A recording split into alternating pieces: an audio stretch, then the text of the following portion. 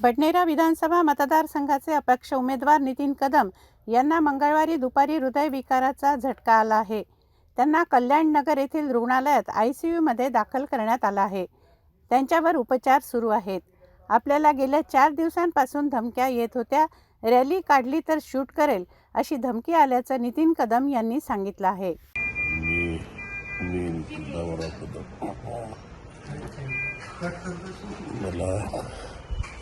Form भरला तेव्हापासून एवढं प्रेशराईज करण्यात येऊन राहिलं.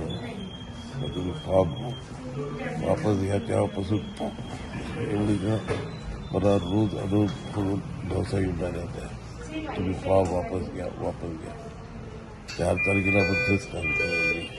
आता 3 दिवसापासून एवढं प्रेशर आहे म्हणून तुम्ही शांत राहा. सगळे हे रविरानाचे मुद्दे आहेत.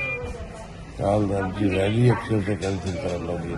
जर रॅलीमध्ये तुम्ही रॅली काढली तर तुम्हाला शूटआउट करण्यात येईल इथपर्यंत धवसा भेटल्या मला.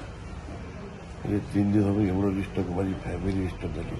जर माझ्या जीवाला काही कमी जास्त झालं, माझ्यावर गुन्हेगारांना रवी राहणार नाही.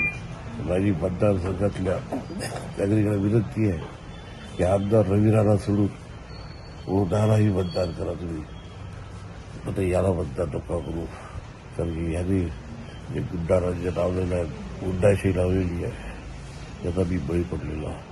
तर माझ्या जीवाला काही कमी जास्त झालं ते आता आमदार रवी राणा नाही.